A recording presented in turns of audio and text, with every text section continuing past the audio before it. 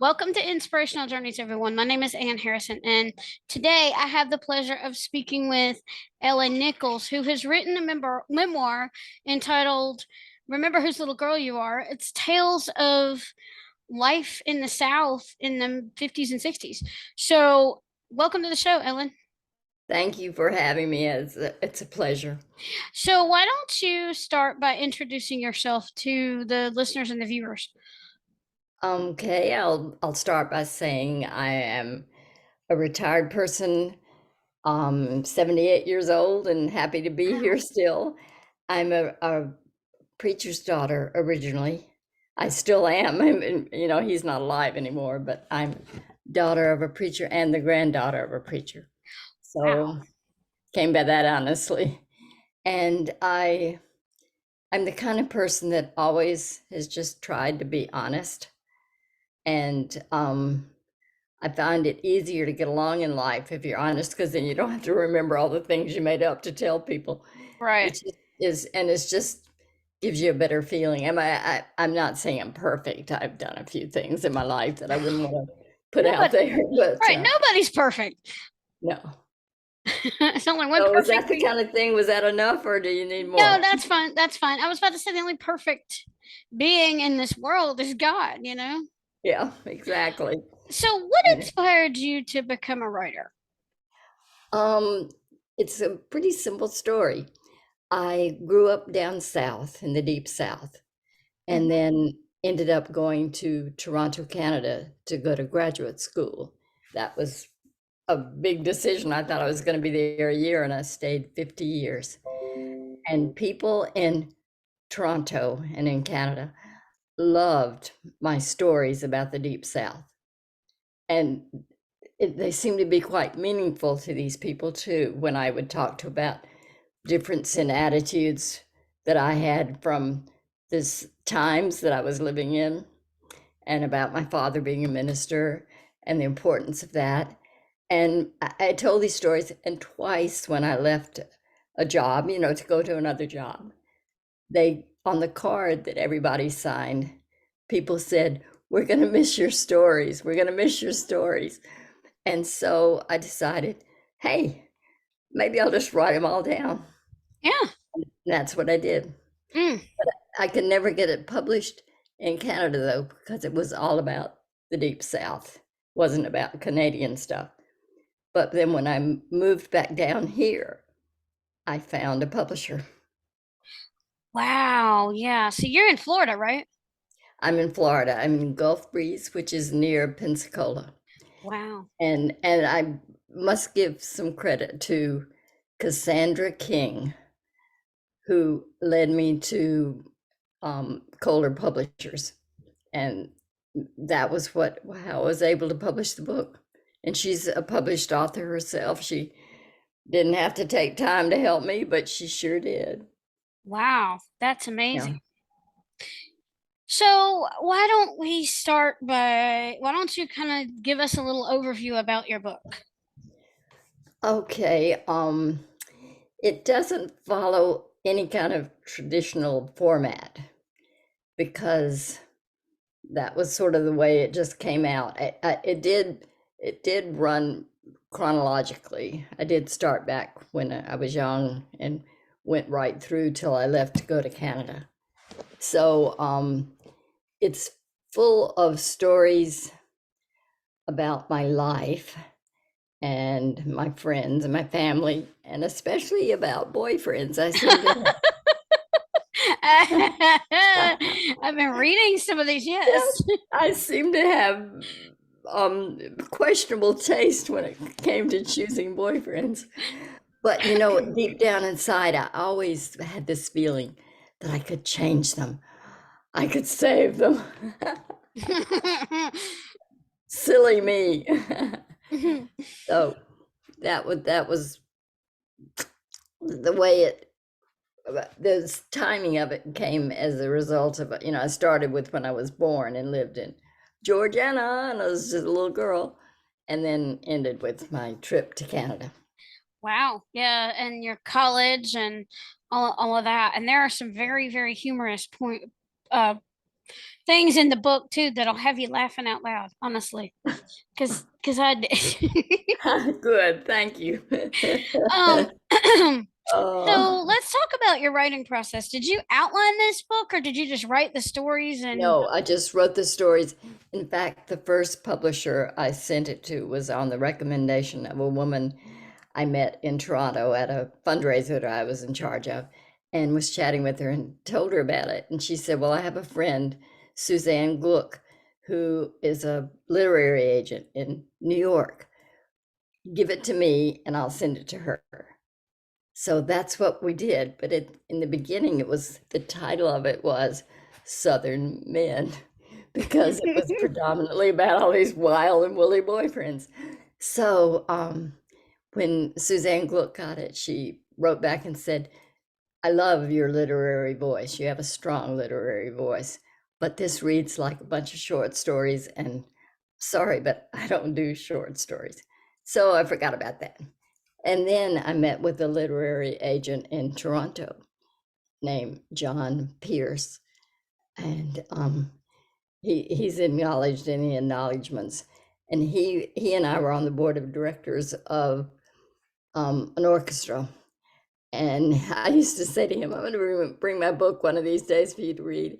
And finally, one day he said, if you don't do that, I'm going to not read it. Bring it. So I took it. He called me the next day and he said, I'm on my way out of town and I hadn't planned to read your book, but I started it on the way home last night and I couldn't put it down. And he said, I do have one big suggestion to start with, though. Make it bigger, fill it out. And I thought, so I went back to it and started writing. And it ended up being then the story about the girl who had fallen for all these Southern guys. And that's how it evolved into the book, Remember Whose Little Girl You Are. okay, so I have a question. What takeaways would you want somebody to walk away with when they read the book?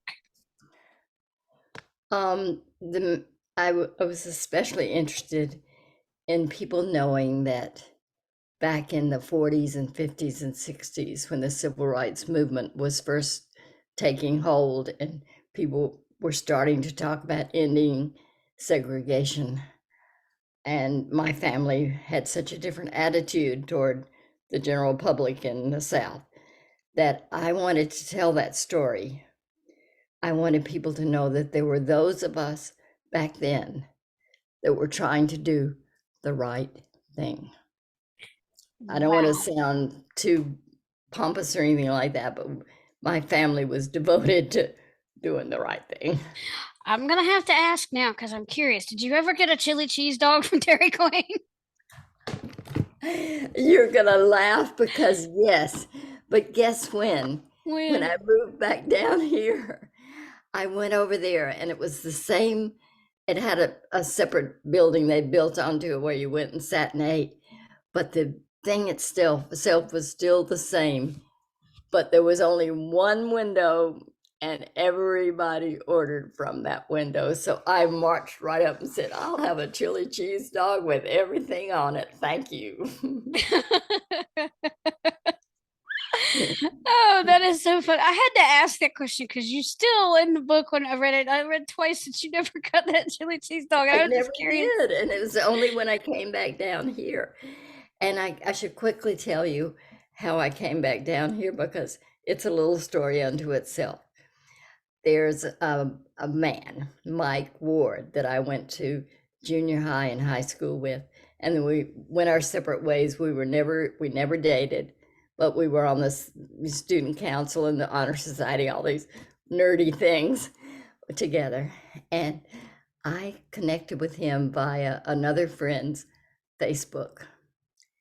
And he said he was moving to Andalusia. And I made a joke about, is that Andalusia, Spain or Andalusia, Alabama? And he said, Alabama. And that cinched it. We started texting and I don't know if you could text back then, writing and Skyping and all kinds of things. And he convinced me to come down here. and marry him.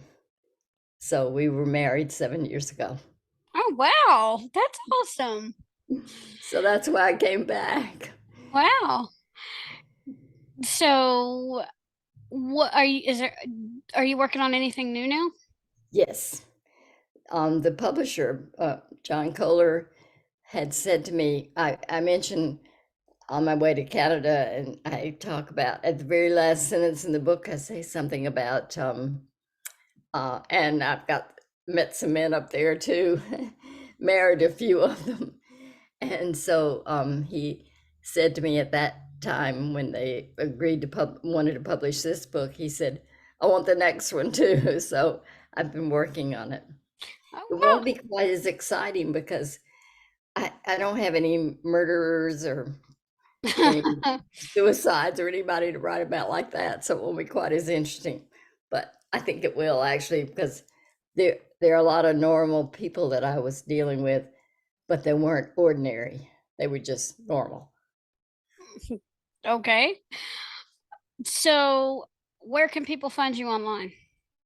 My name, ellennichols.com. Okay. And be sure to put the H in there. It's ELLENNICHOLS. All small letters, no spaces. Okay. And And I they saw, can oh, go ahead. order the book, they read the book, they can read all the reviews. I've been getting some really wonderful reviews. And they Wow. can listen to my podcast like this one. Oh, tell me you have a podcast? Yeah, well, yeah, I've already done one, two, three, four, five. What's the name of With your podcast? okay, one is for a woman I did with a woman in England.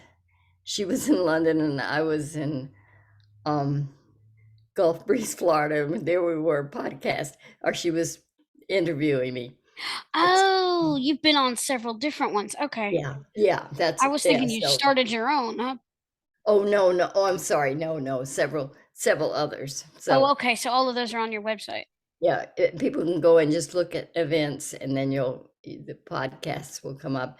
Also, there's an interview there, a print interview where I gave answers to a print person. So Ah, thank for the you. blog. So Yeah. I am plugging that, but I'm sure everybody's going to listen to yours too. Oh, yeah. I'm sure. And I saw you have a Facebook page too. Yeah, I do. Okay. Facebook page, yeah, Yep. I will. and it's in my name, Ellen Nichols, not my married name. Okay. Um. So now I want to, and I've been inspired to ask this question. From another podcast I used to listen to. What is the one call to action? It could be a challenge, it could be a resource. What is the one thing you want people to do after listening to this? Well, besides buy my book, no. What I really now my main cause was the last one I worked to raise money for before I retired. I was a professional charitable fundraiser at the end for the last my 20 years of my life. And my last cause was homelessness. I am just appalled at the number of people that are homeless.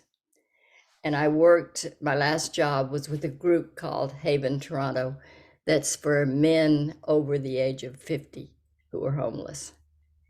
Not an easy sell for a fundraiser because they were willing to give money to women who were homeless, but they didn't want to help men who were homeless that were over 50. And it was a challenge.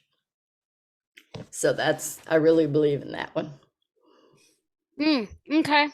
So we challenge you today to go out there and read to get inspired, write something inspiring, and share your creation with the world. For when you've touched one life, you've touched thousands. Thanks for joining us on Inspirational Journeys. And Oh. thank you, Ellen, for being my special guest. And remember, your story matters. Have a blessed day, everyone.